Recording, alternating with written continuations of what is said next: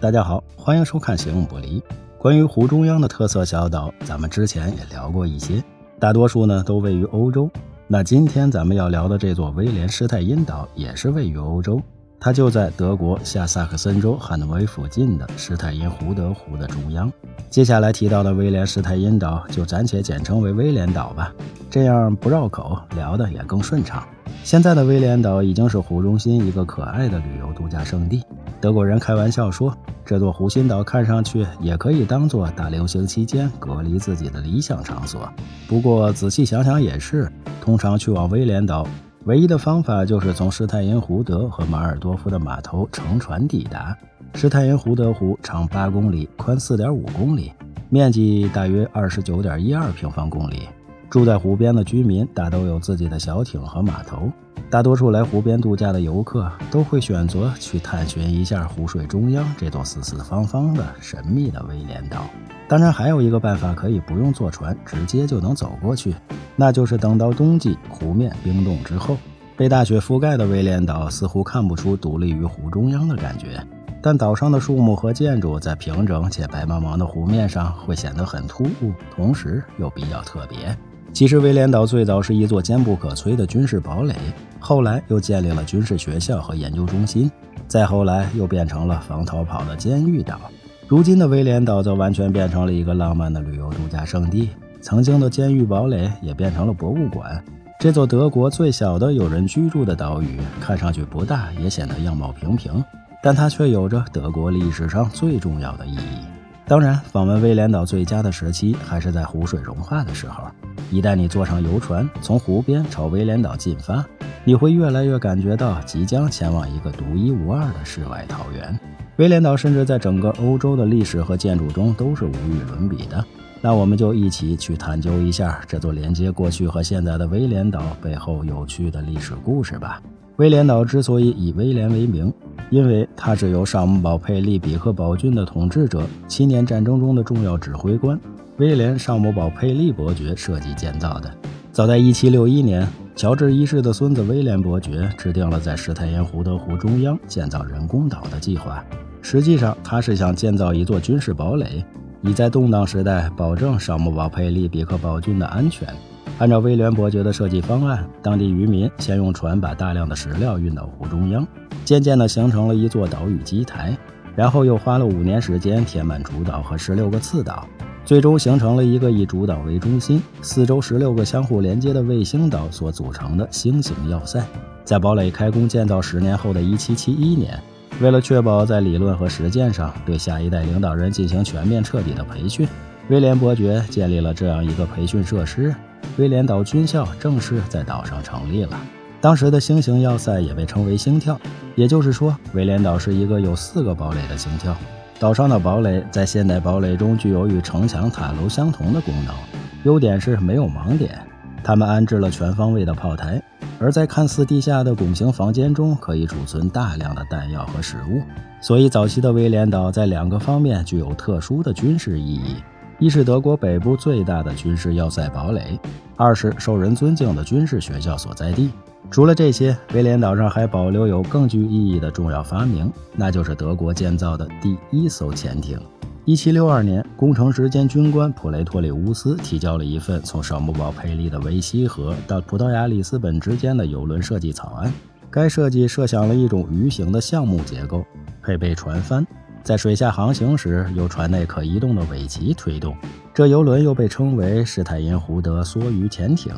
同时，这份草案也被认为是德国第1个潜艇草案。不过1762年在葡萄牙担任军事指挥官的威廉伯爵第一时间拒绝了这份草案，但普雷托里乌斯一心想要建造这艘船，以便快速连接到里斯本。他甚至还建议用这艘船进行北极探险。后来在1772年，普雷托里乌斯在威廉岛上建造了施泰因胡德梭鱼的一个小型变体猎鹰船，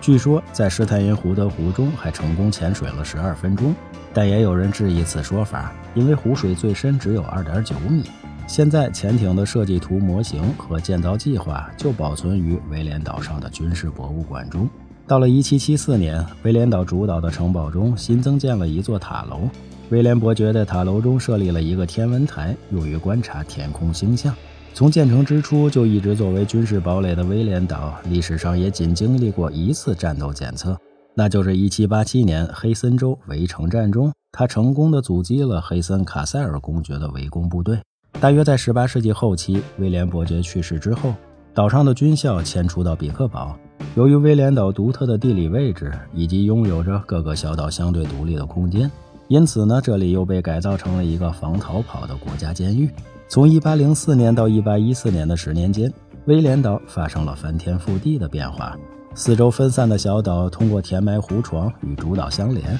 最终变成了一座四四方方、平平整整的、面积达到12500平方米的水上陆地。从此，威廉岛的面貌就算基本定型了。转眼到了1867年，岛上所有的囚犯都被转移到了其他监狱，威廉岛作为旅游景点的复兴开始了。接下来的短短几十年里，威廉岛从最初的军事堡垒监狱一下子变成了德国各地游客的热门旅游目的地，这样的状态一直延续至今。在那个时期，这座孤独的湖心岛逐渐变成了举办婚礼和各种文化活动的理想场所。1900年，威廉岛上举办了第一场婚礼，可以说它的受欢迎程度达到了历史的顶峰。后来随着史泰因胡德湖周边旅游业的发展，美丽的风景和乘船游览的乐趣使史泰因胡德湖和威廉岛也就渐渐发展成为了德国著名的疗养胜地。到了1974年，威廉伯爵的后人菲利普·恩斯特亲王将其中一半属于他的史泰因胡德湖出售给了汉诺威地区，以避免被征用。不过湖中心的威廉岛仍然还是沙姆堡佩利家族的财产。自2005年以来，菲利普亲王的次子2003年继位的沙姆堡佩利亚历山大亲王开始对威廉岛进行大规模整修，将其打造成天堂的角落、童话般的地方。体验一下这湖泊的景色和看日落的感觉，是不是一下子就有走进了童话世界呢？2021年，威廉岛被出租给了史泰因胡德湖旅游有限公司，租期是15年。现在的威廉岛因其独特而宁静的位置、宜人的景色和精品酒店，以及堡垒博物馆和迷人的历史而深受游客欢迎，甚至可以说是躲避大流行和烦恼生活的避风港。游客们从史泰因胡德或马尔多夫码头都可以花大约7欧元乘船25分钟抵达威廉岛。据说上岛后还需要以3.5欧元的价格购买黄铜令牌才能通过旋转门进入。在岛上，游客们除了四处游走欣赏风景之外，最重要的一项活动就是参观堡垒军事博物馆。穿过曾经安置勇敢士兵的前炮台，走进有如地道般的博物馆内，这里收藏着一些非常有趣的展品，包括沙姆堡佩利军队的制服和武器，一些精美的火枪、火炮、弹药等等。有些房间看上去好像是监狱的牢房，堡垒中指挥官和军官以及伯爵的起居室看上去待遇差异还是相当明显的。最后还可以登上威廉岛的最高点塔楼，360度欣赏威廉岛四周迷人的风景。威廉岛的开放时间在正常可乘船的季节，通常是上午10点到下午5点。小岛上就好像是一座自然公园，在这里可以充分享受慢旅游的轻松快乐。如果住在岛上的酒店过夜，应该也是非常不错的选择。